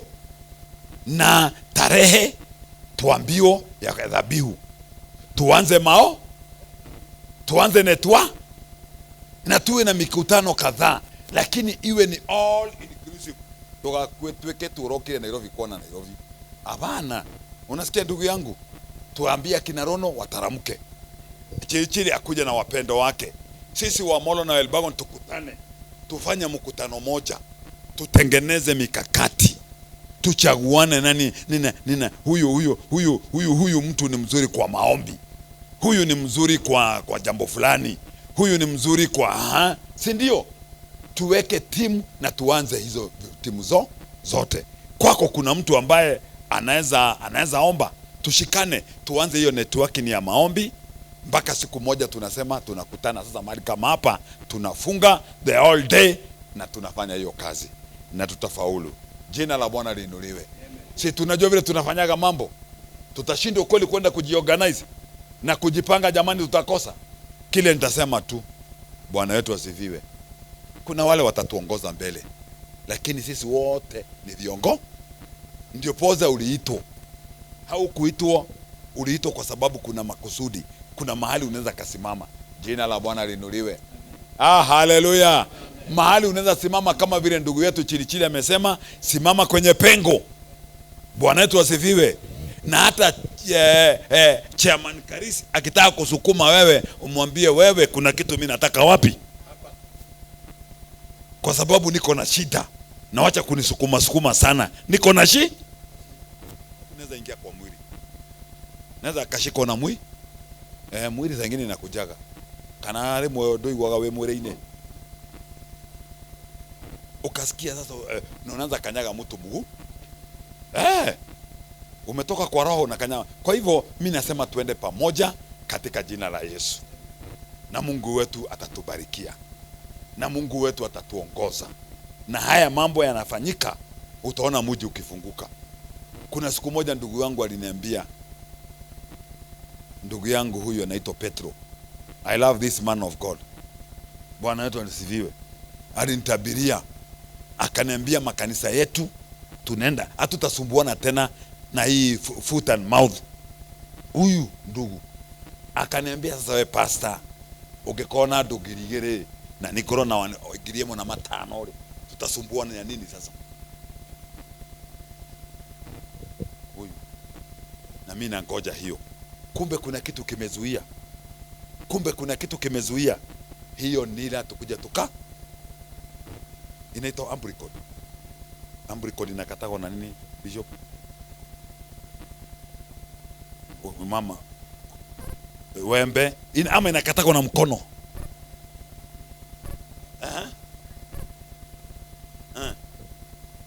Na nini na wembe ama makasi.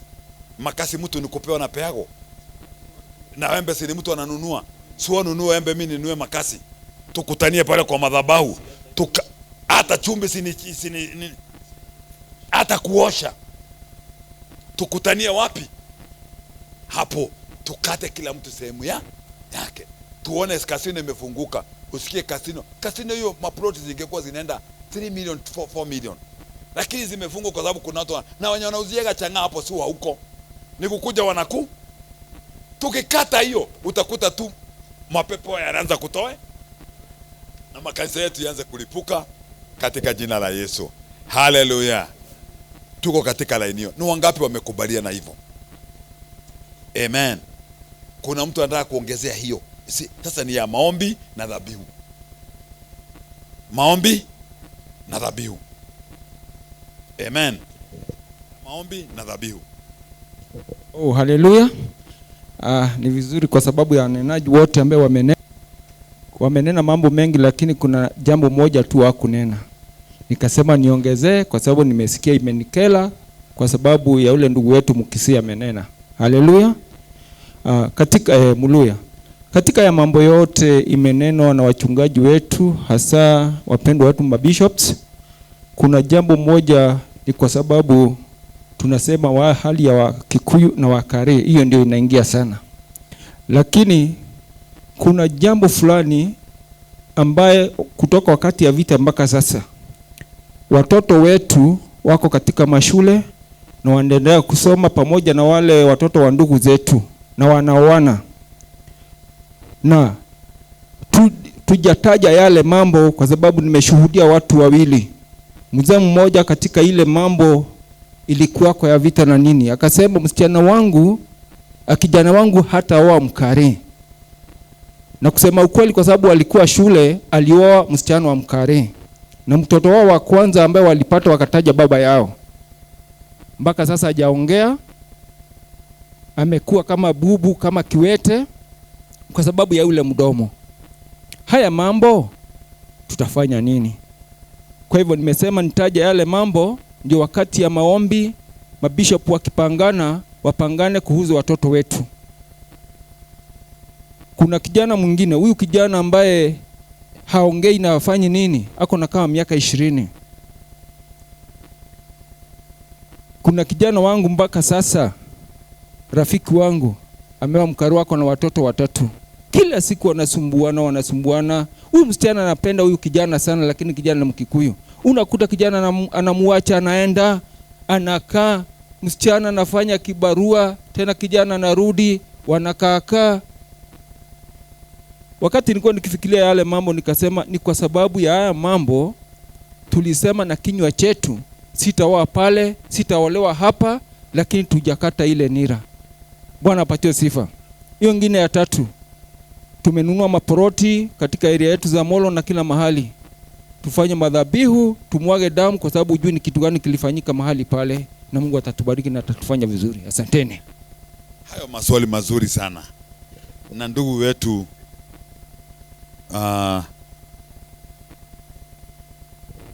laana ziko na sauti ziko na zimeneno, na ni vizuri ufundishe hata watu wako jinsi ya kukata nini toko ambricot ni kitovu, wafundishe na wewe mwenyewe uwatolee madhabihu hayo.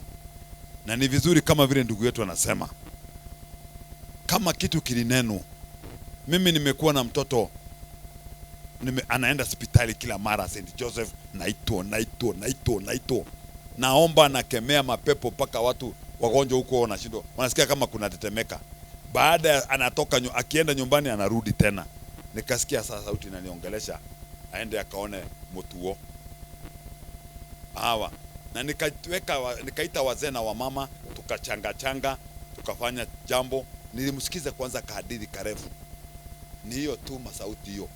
Ni dokanajia. Kwa sababu alifanya tu kitu tu ya upuzupu. Tukaenda huko hapa Mochorue.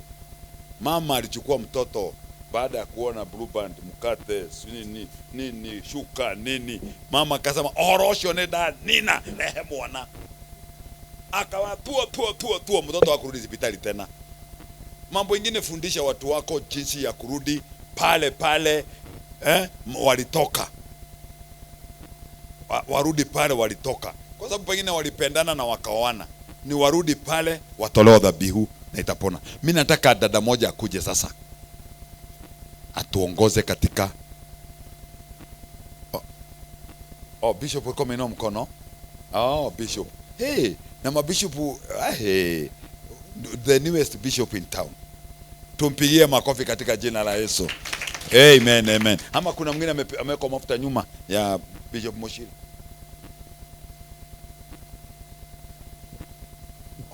Bishop ana yuko. Mimi nasema kama yuko hapo. Okay. Bwana Yesu asifiwe.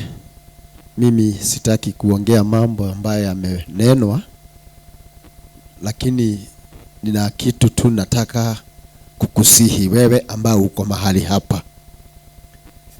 Hili jambo si jambo tunatakiwa kulichukua tu kwa urahisi. Si jambo tunatakiwa kulichukua kwa urahisi. Ni jambo ambalo tunatakiwa sisi ambao tumesikia tulichukue ni jambo letu. Kwa hivyo usiwe na mawazo ya kwamba kuna mtu mwingine anaenda kukomboa mji wetu ama sublocation yetu. Ni wewe ambao umefika mahali hapa. Na ni vizuri ukubali dhabihu lina gharama. Halo. Ni vizuri ukubali dhabihu lina gharama. Wewe ambaye umesikia maneno hayo, ni vizuri kukubali kugharimika. Bwana Yesu asifiwe. Mimi nimekuwa nikifunza kanisani mambo hayo ambayo yanahusu mambo hayo, na nimekuwa nikiwaambia ya kwamba life is spiritual. Maisha ni ya kiroho, na kila kitu ambacho unakokiona hapa kilianza kufanyika katika ulimwengu wa roho, na usiposhinda katika ulimwengu wa roho, usifikiri utashinda kwa ulimwengu wa kawaida. Tuliongea mahali pengine kwa ushirika tukasema hivi: usikubali kufanya mambo na mali ya Arauna. Bwana Yesu asifiwe. Usikubali kufanya mambo ama kutoa dhabihu na mali ya Arauna alikuwa amemwambia Daudi, chukua chochote unachohita. Lakini Daudi akasema hapana, hii si sadaka. Hii si sadaka. This is not an offering. Is a sacrifice. Kuna tofauti ya offering na sacrifice. Sacrifice ni kile kitu ambacho kinakuguza. Bwana Yesu inuliwe. Bwana Yesu inuliwe. Kile kitu ambacho unagharimika. Na offering ni ile tunatoa kwa sehemu ambazo tuko nazo. Unaweza toa, unabakisha zingine. Hiyo ni offering hiyo. Lakini sacrifice, ikifika mahali ni sacrifice, ni mahali unatoa mpaka unajitoa wewe mwenyewe. Jambo la pili ambalo nataka kusisitiza ni hili. Najua tukipewa date ile jambo hilo litafanyika. Ikiwa tutakuwa na siku kadhaa hapa, Najua kutakuwa na mipangilio ya maombi. Tafadhali usikose siku hizo za maombi. Lazima kama vile tulivyo hapa, tuwe na siku za kukutana, kufunga na kuomba. Hata kama ni siku 2, hata kama ni siku 1. Takuwa tunatenga mahali siku kanisa fulani, tunakuwa na siku yetu ya maombi kuja kushughulikia hiyo maneno. Bwana Yesu asifiwe. Na unajua maombi pia ni dhabihu. Ndio maana unaonaga maombi ikitangazwa wanaokuja sio wengi. Nisikie vizuri. Kila mtu anaweza hubiri. Kila mtu anaweza ongoza nyimbo. Kila mtu anaweza shuhudi, lakini sio kila mtu anaweza omba. Kwa sababu maombi ni dhabihu. Na kwa sababu wewe umekubali. Kuna kanuni moja ya Biblia inasemaga hivi. Deep calleth the deep. Yani kilindi huita kilindi. Kumaanisha ya kwamba ukitaka kukausha kisima kiwe ni cha futi 30 na unataka itakubidi wewe uende 60 ama 40. Ndio ile maji iko kwa ile 30 iteremuke iende kwa ile 10. Yeah? Kwa hivyo kilindi huita kilindi. Kwa hivyo dhabihu hizo zote unasikia zinatuita twende chini zaidi kuliko zile zimetolewa. Halo. Ni vizuri kuelewa hivyo ya kwamba zile zilitolewa ikiwa ni kondoo. Ndio mchungaji amemwambia Mayoyo, kama ni ugali iliwekwa, wewe enda zaidi ya ugali ndio uweze kushinda yale madhabahu. Na kwa sababu tumesikia madhabahu yetu, tumesikia yale mambo yanatuzunguka na yanatuzuia, ni sisi tukubali kutoa dhabihu ambalo litanena zaidi ya zile zimetole. Mimi nimeshangaa sana wakati Karisa alikuwa naongea hapa. Nilikuwa juzi nikifunza kanisa na waambia, jameni, sisi wenyewe tunapoteza watoto wetu kwa sababu tunawaingisha kwa madhabihu zingine na tunawapoteza. Vijana wetu wa kanisa tunawalea vizuri. Wakifika mahali wanapoingia katika initiation, tunakosa kujua hilo ni dhabihu linamuingiza katika stage nyingine. Tunapeana watoto wetu. Na wote ambao wanakifika kiwango cha standard 8, wakifika tu mahali ya kutahiriwa, wanapoteanwa na kanisa. Hata ukijaribu kumwambia mambo ya Mungu hawezi sikia. Tumepoteza watoto wengi wetu hapo. Kwa hivyo kubali, tutakapoitana, tutakapokuwa na mpangilio ya siku za maombi, ni wewe tunaita, ni wewe tunapangia, ni wewe unakuja kuomba. Amemalizia na kusema askofu, ukia mwenzako mwambie wewe ni committee. Mwambie wewe ni committee na mambo yote yanakungoja. Mwambie wewe ni committee. Sasa ikifika wakati wa maombi ndio tutajua wale walikuja tua na wale walikuja kufanya kazi. Mwambie au mwingine tutakuangalia.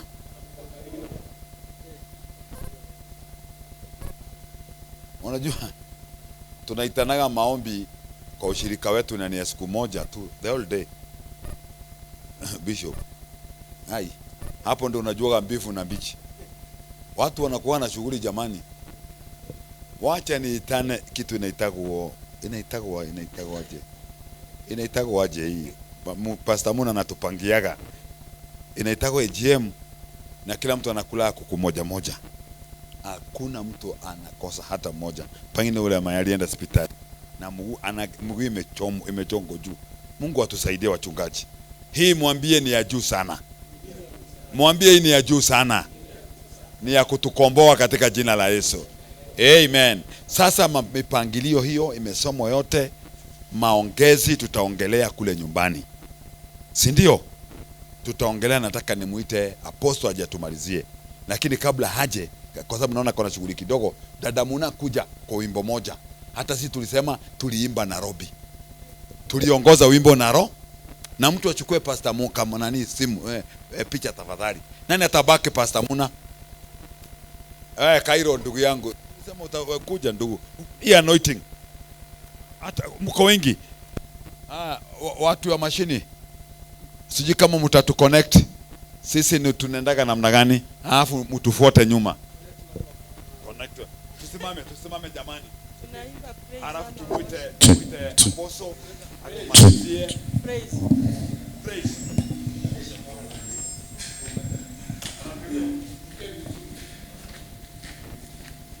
Hallelujah. Stretch yourself. Hallelujah. Mwamba, mwamba, mwamba, mwamba, mwamba, mwamba, Yesu ndiye mwamba, mwamba, mwamba, mwamba, mwamba, mwamba, mwamba, Yesu ndiye mwamba, mwamba, mwamba, mwamba, mwamba, mwamba, Yesu ndiye mwamba, mwamba, mwamba, mwamba.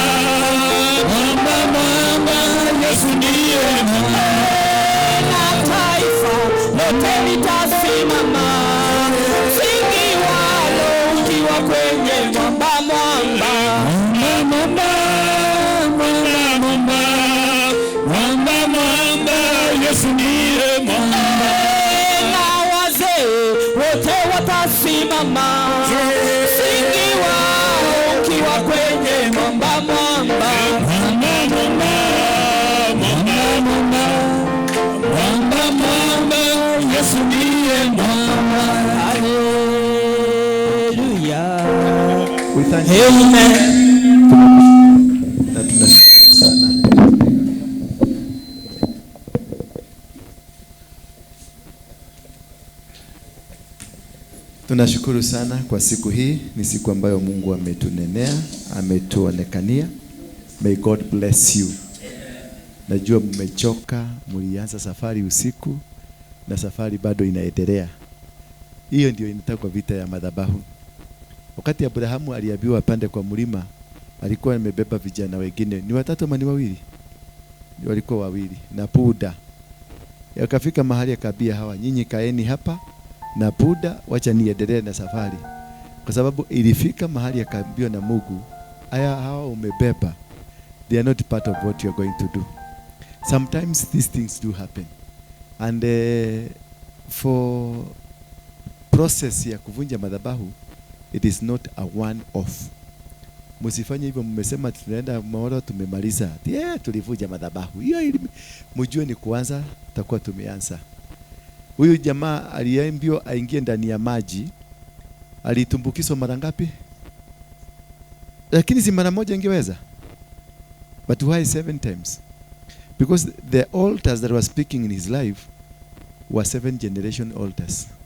So each dipping hivi 1 generation inaondoka.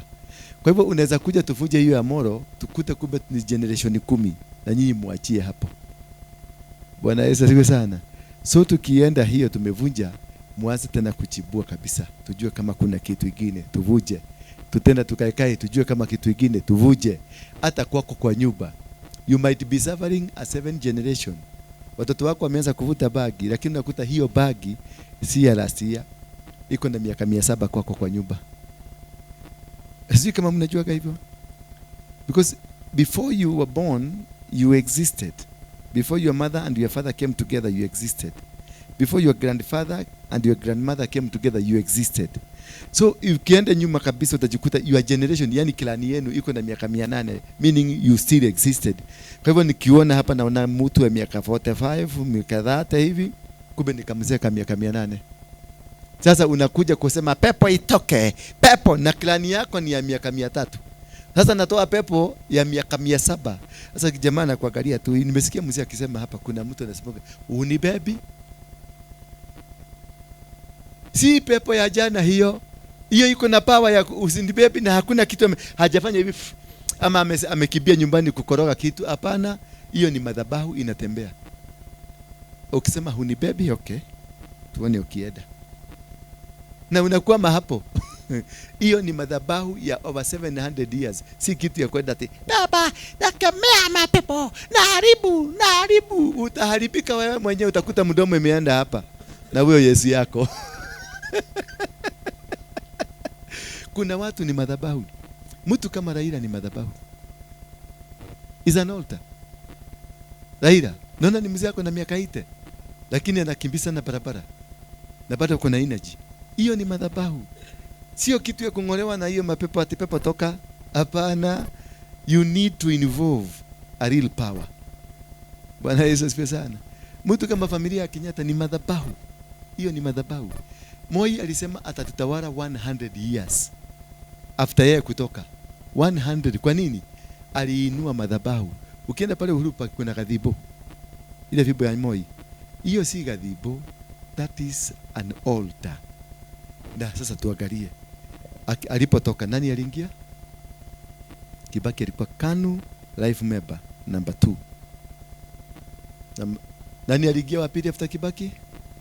Na walikuwa wamesema not yet, not another. Walikuwa wamesema not another Kikuyu. Aliingia kuingia? Alikuwa KANU number 3. Nani ameingia? Ruto ni mtoto wa nani? Na Gachagua ni mtoto wa nani? Mpaka wakati mtavuja hii madhabahu. Mpaka mtahuja. Kimaliza Ruto ni mtoto, si mtoto ati ya kisiasa. Blood son ya Moi. Gachagua blood son ya Moi. Kenyajui blood son ya Moi. Sasa after Gachagua na Ruto utakuta mnasema Kenyajui ndio mzuri. Because ya nini? Ile madhabahu alifanya yapi? Alicheka hapa. So we must rise up. We must rise. Hizo ndizo madhabahu lazima. Deuteronomy 7. This is how you will do it. Ushasoma Deuteronomy 7? This is how you shall break their images and their pillars and their altars. We must do that. Lakini kwanza tuende sisi ni watoto tukue. Bwana Yesu asifiwe sana. Sasa nasikia chakula na obeagwa na wamama, sijui ni kwa nini. Wacha tufuje hiyo protocol nione kama hatutakula. Baba, katika jina la Yesu Kristo ninakushukuru. Asante kwa mwaliko huu ambao ulitupatia katika nyumba yako hapa. Tumezungumza na umetusikia. Asante Baba. Tuna chakula ambacho tunaenda kukula. Ninakuomba ukakisanifishe na wale hawana ukawapatie. Na tukimaliza Baba, tutasema ni asante. In Jesus name. Amen.